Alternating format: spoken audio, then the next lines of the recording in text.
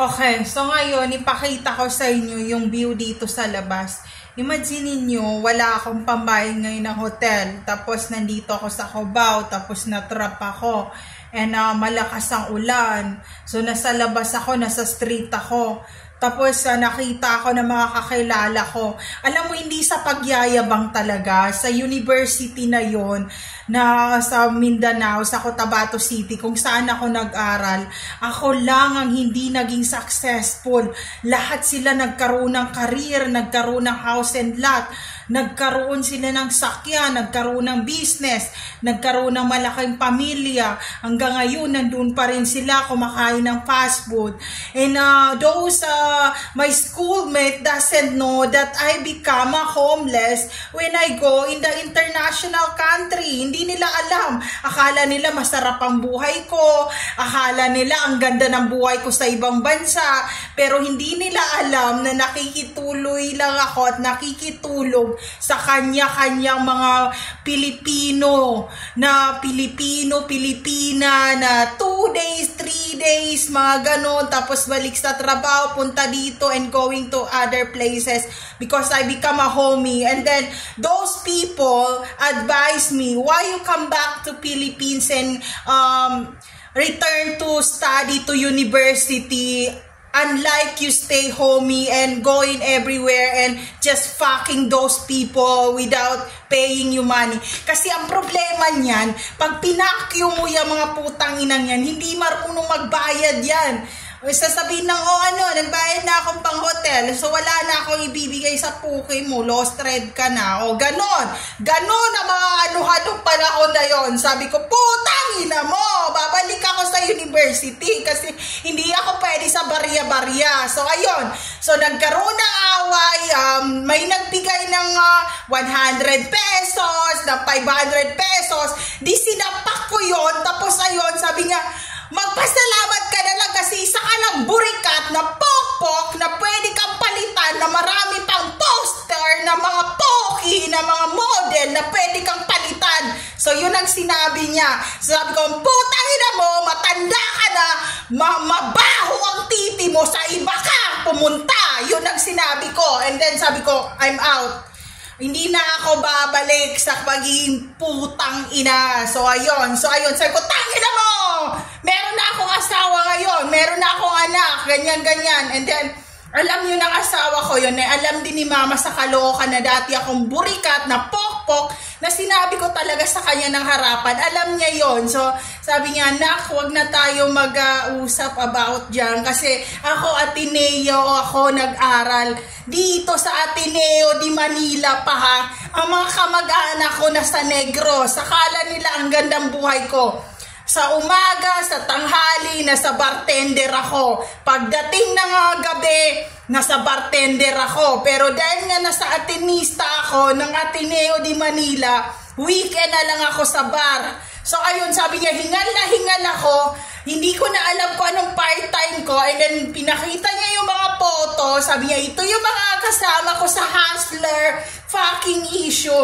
Sabi ko, oh my God, ma, so nag-aaral ka, and then nagbabartender ka, and nagkiketibe bar ka, nagkakasa ka pa, and then ganon. Sabi niya, wala na akong pahinga, pero sabi niya, ang malaki talaga nakita ay sa Europe, sa Spain, sa yan ang mga malaking kita ng mga kalandian. So wag ako wag ako!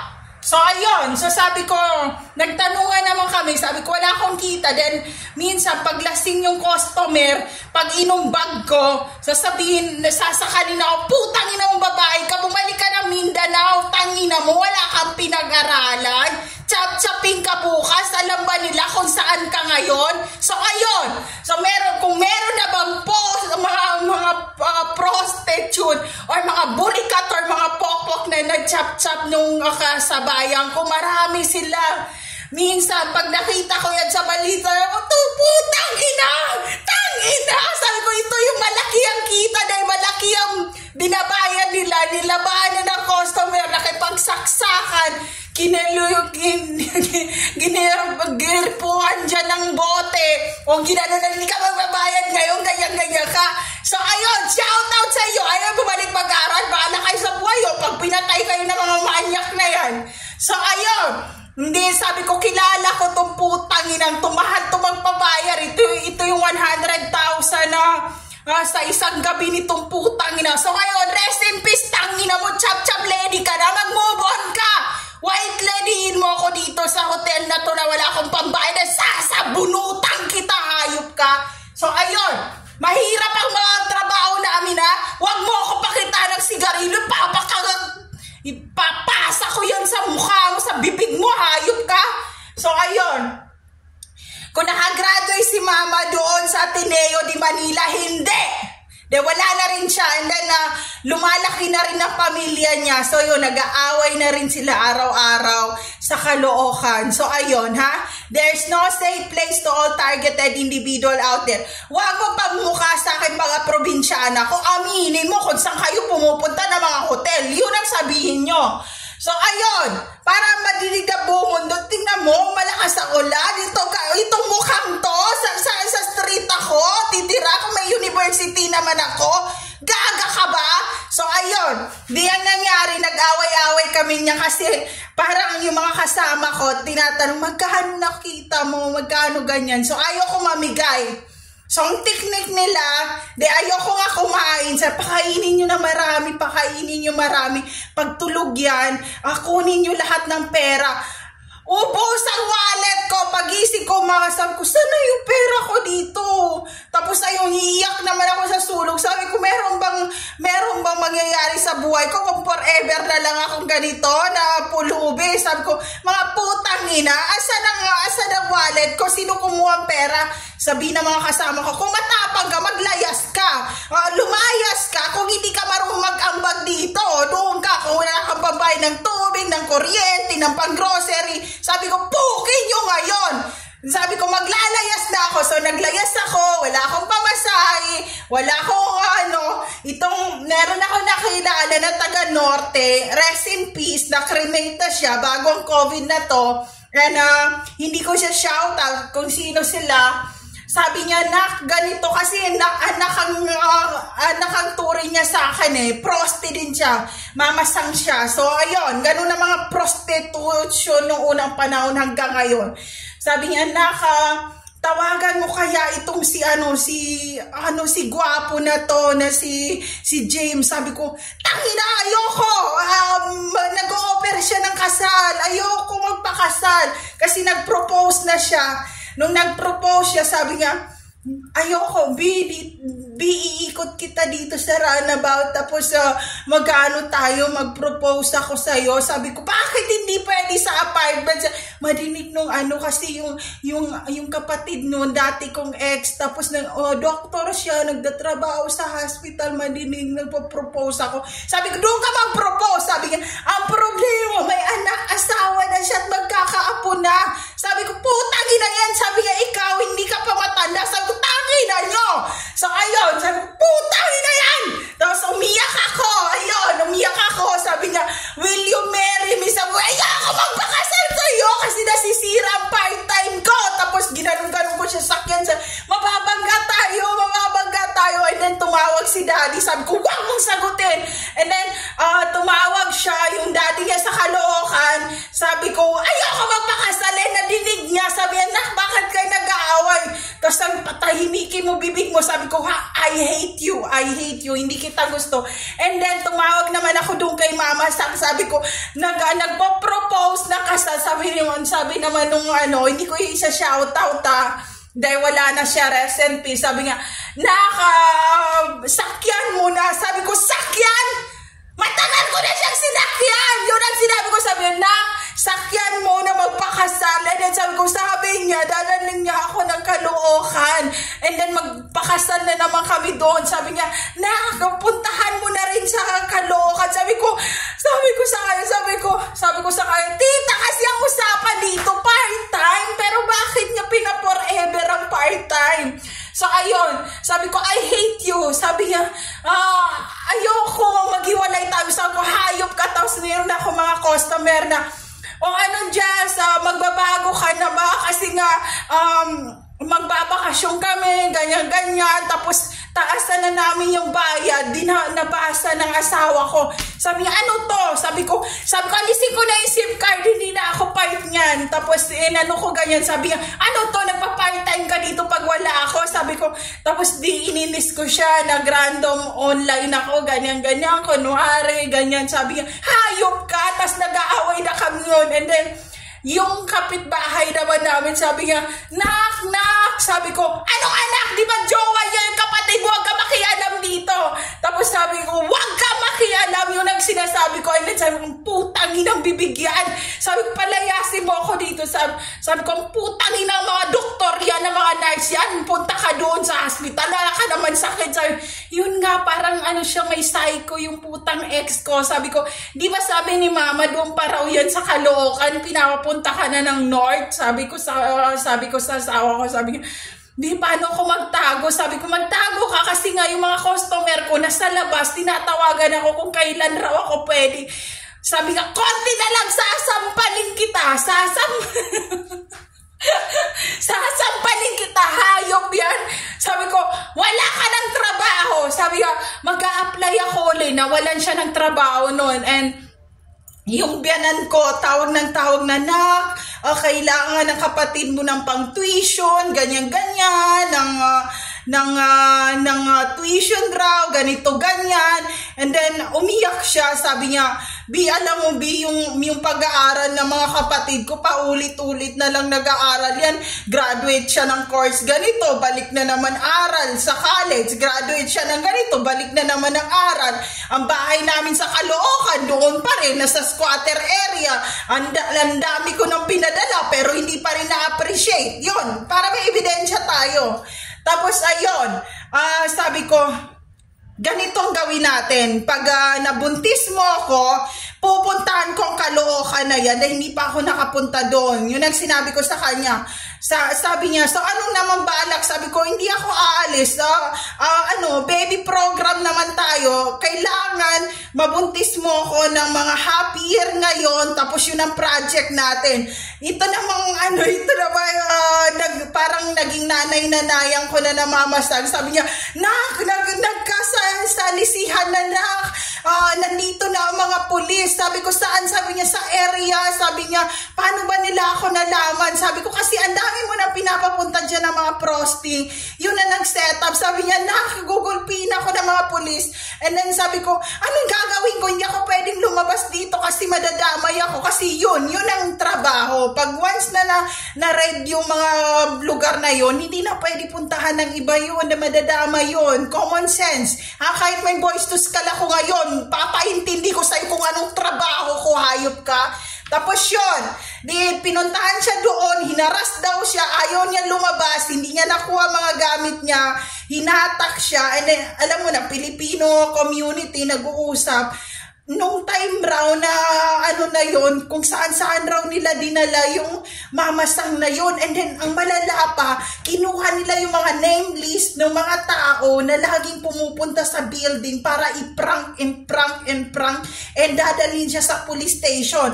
So, ang nangyayari, yung ibang mga prosti naman, nadadamay kasi yun na yung sinabi nila, meron daw lumundag sa bintana, dahil ni-raid sila, and then, nagkaanuhan na rin ng mga Filipino community. Sabi ko, bakit mabilis ang pag-grade ngayon ng mga prosti sa lugar na to? Parang merong nagtitip na dito may prosti, tapos ito yung may anak pa, may baby pa itong prosti, pati yung baby kinuha raw ng mga pulis. Sabi ko, oh my God, tapos yung mga prosting yun, nagme-message sa akin, sabi, Jazz, paano na to? Saan kami titira? Pwede kami makituloy? Sabi ko, sorry, hindi pwede makituloy kasi buntis ako and sensitive ako magbuntis and nag-aaway kami ng asawa ko.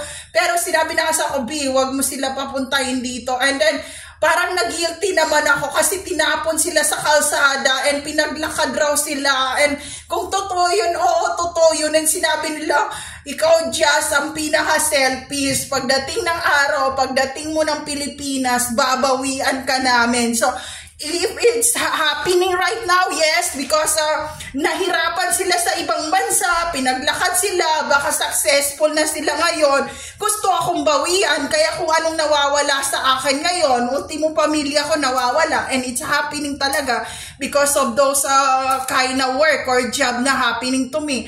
So ayun, yun ang iniisip ko. Sabi ko, mukhang binabawian nila ako kasi grabing brutal na nangyari sa kanila, lalo na nung nagpa-interview sila nung time bago matapos ang COVID talaga. Nagpa-interview, sabi ko, mga puta, konti na lang sila, halos nakalahati na, and umiiyak yung iba dahil raw, pati yung mga anak nila, kinuha yung mga baby. Sabi ko, yung mga baby nila kinuha, ang tanong, baka kinlon pa or gininipig or nasa MK Ultra na yung mga bata. So, ang nangyari ngayon, sinasabihan ko si Hero, si Gabi, Hero, Gabi, don't ever go to other people, ganyan-ganyan, don't open the door and mommy's not around because they clone you, they MK Ultra you, or maybe sex slave those people, ganyan-ganyan, because it's happening to me in the squatter area, ganyan-ganyan.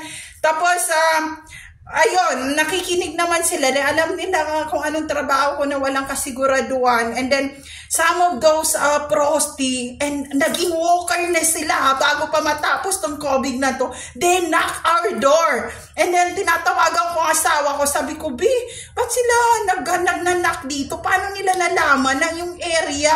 So, itong walker na to, pag naging walker ghost na sila, nagiging sharp yung mind nila. Mas matalino pa sila sa tao because they eat all those people. Yung brain ng mga tao sa labas, kinakain nila yon. So, what do you expect kung matalino sila in the future? So, ayun. Di nag-knock siya sa door. Sabi ko, oh my God, nag-knock talaga. May kasama pang bata. Sabi ko sa mga anak ko, magtago kayo.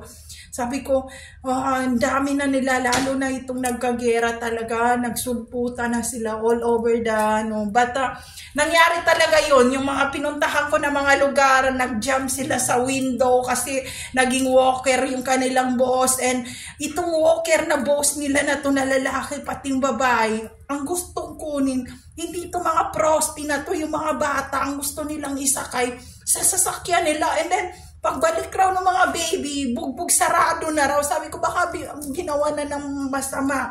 So, ayun, there is no safe place to all targeted individual out there. And nung time na kinuha yung mamasang na yun, tumawag pa siya, and then may nagsabi na ibaba yung phone. And sabi ko, oh my God. Tapos nung time na kausap ko naman yung kasama namin sa apartment, nag-impacter ng puta. Siguro kasama rin sa company. Sa kabila kasi nagtip ako sa kanya, sabi ko, yung lugar na pinagredan ng mga kamanyakan, minanyak na ng mga parak. Ang puta, takot na takot. Ang ginawa, nag-impact. Saan ka papunta? Sabi niya, papunta na ako ng embassy. Hindi ko na kaya. Ayun! Ayun! Kung pupunta ako, hindi! Kaya, wag ako! Takutin mo sarili mo ngayon. So, sabi ko, ang puta, pokpok rin pa na. So, saan kayo ngayon? Sabi niya, nag-impake na kami paalis. Surrender na raw sila. Nabuti nga, mga chismosa kayo. Pagkatapos trabaho niyo, puro kayo chismis. Lumayas kayo dito para na makapahinga kami. So, ayun. Kung lagi na ba ako pinag-iinalaan sa labas, maraming nagtitip. Sandali lang. Sandali. Kung marami na ba ang nagtitip sa akin na siya ay hindi malinis sa trabaho, marami na. But kinokompranta ko ng police, and pagdating sa lagi ako pinapa-pull over, and then sinasabi ng police na wala akong masabi sa kanya. Yun ang sinasabi, and hindi nire-radyo nila na wala, okay naman, walang problema sa kanya. So pupunta na kami ng vacation, ayusin yung trabaho, yung wag ako. So ayun, and then ang asawa ko tumatawa na, oh my God, B, paano mo nagawa yun? Sabi ko, bababa kami kasi alam ko, ang mga nakasama ko, na prank din sila, hindi lang prank talaga, na planking sila talaga. So ayun, bababa ako, and then sasabihin ko, okay, family kami, and then titingnan ng sa family nga sila, diretso, hindi silang hinahanap. So, meron din mga family at the back of those, na hinanapan sila ng mga identification, and the problem is, wala silang identification. Pinol over sila. Kung yung iba na mga prosti, nakasimangot yan, kasi pag dumaan kami, pag nasemplang sila, tumatawa ako, as in tawang-tawa ako, and then ang asawa ko tumatawa naman. Paglabas namin ng building, kasi ni-stock na kami. Paglabas ng building, gas-gas ang kotse talaga. Sabi ko, kita mo yun? Pinaggasgasan yung kotse na pinagtawanan sila na uuwi na sila ng Pilipinas. So, ayun, kaya sabi nila, yung Jasmine na yun, ang sama talaga ng ugali. Yun, pinaglakad niyo ako ng kung saan-saan para ako sumurrender. Magdala ka ng waran mo, ayusin mo So, ayun, wag ako! Yun ang problema mo ngayon. Pag ako ang ginawa mo masama, susumbong kita all over the world from Luzon, Visayas, Mindanao, and International. Kaya wag ako! So, ayun, kung tinutulungan ko sila, binibigyan ko sila ng pera, binibigyan ko sila ng cellphone, binibigyan ko sila ng mga damit, binibigyan ko sila ng pagkain, at higit sa lahat, tinuturuan ko sila magbasa, magsulat, at hindi maging ignorante. So, yun ang problema mo. Naiintindihan mo ba ako? So, ayun!